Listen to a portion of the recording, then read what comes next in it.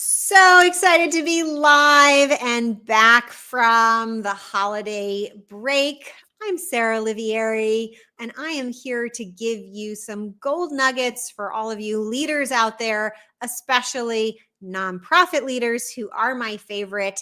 In case this is your first Pivot Points, I want you to know that each week I work with my Thrive clients in a weekly coaching call, and we go into all the issues facing nonprofit CEOs. And out of that call comes a few gold nuggets that I get to share with all of you. And today, such is the way of leadership, I have two highly tactical, nitty gritty, what should you do when it comes to running your organization tips, as well as one kind of deeper, more philosophical thing to keep in mind. So let's see, which do we want to do first? Do we want tactical tips? Do we want deeper thinking?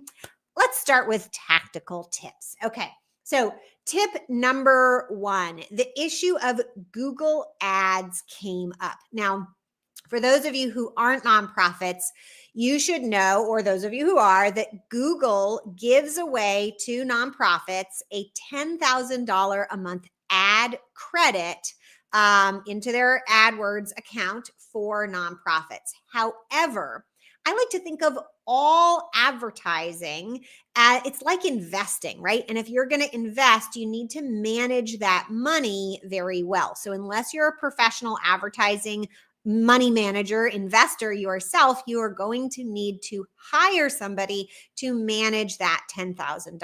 And it's going to cost you somewhere between $1,200 and $2,500 a month to manage that $10,000 ad spend. You should know whether or not you're a for-profit or a nonprofit that at the point that you start having your money managed, $10,000 is usually the minimum monthly ad spend. So you're going to kind of be, unless you're working with an agency that only works with nonprofits, you're going to be at the lower tier end of what they're used to doing. But this is certainly not free money. And in fact, there are certain restrictions that Google AdWords places on how you use that ad spend. And if you don't use it properly, they will actually take it away and you may never get it back. So I want you to think of this as an investment that is going to cost you, let's just call it $2,000 a month roughly. Are you going to be able to take that $2,000 a month real dollar spend, add it to the $10,000 grant, and get more than a $2,000 return? Now, we went deep into the answer about how do you know if you're going to get that return and what kinds of activities each organization might do in our coaching call, but that's more than I have time for in our quick nuggets here. Tactical tip number two, when you're following up with major donors or sponsors, we're doing this kind of one-on-one communication style, you will save a ton of time and energy and have better results if you never leave a meeting without scheduling your next interaction. So before you get off that call, you need to make sure that you have scheduled your next call, your next interaction with the person. Otherwise, you're going to get off that call and you're going to spend all this time running around and chasing people like, oh, are we going to do this? You're going to be wondering, and it's going to get kind of messy and way less effective and burn a lot of your very precious time. Now for our big kind of conceptual nugget.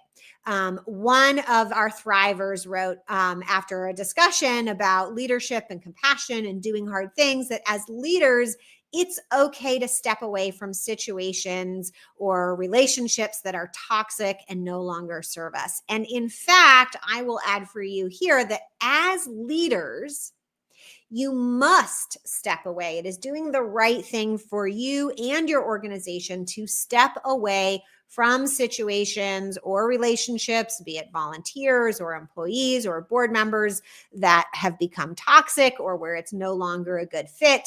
And this is probably one of the hardest, kind of most burdenful things that that executive directors, that CEOs of all sorts have to do, is toe this line. You are the one who ultimately is going to take action. Maybe there'll be somebody else who will take action before you, but you are the final line of defense. And so therefore you must take responsibility, accountability. You must take action. And in fact, when we keep our relationships clear, and when we do that with compassion, right? We don't want to be attacking people or breaking down bridges. We want to treat people with compassion, but also remove ourselves from the situations that are not allowing us to move forward and preventing us from making the world a better place. Those are my tips for you, both small and big in size. If you want to hear more of these tips or get them in writing, or if you would like to become a thriver, visit pivotground.com/sign up to sign up for the newsletter, or /application to apply to see if you qualify to join the Thrive program. And also, if you do qualify, you will get this incredible master VIP training that I have created for applicants, completely free to you, where you will learn so much about not just how to do any one thing that we talk about here, but actually how to get them all done. And in fact, I'll just share a little story. Today in our Thrive coaching call, our executive directors always start out with what's on their plate, any wins, and what would they like to work on.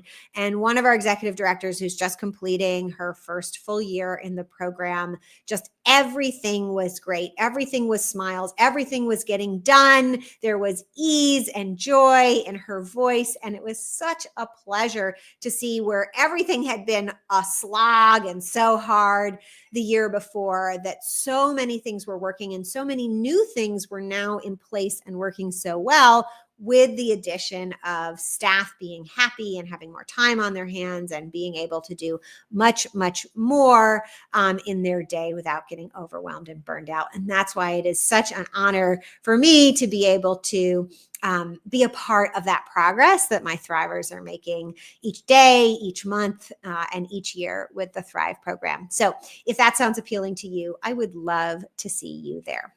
And otherwise, I will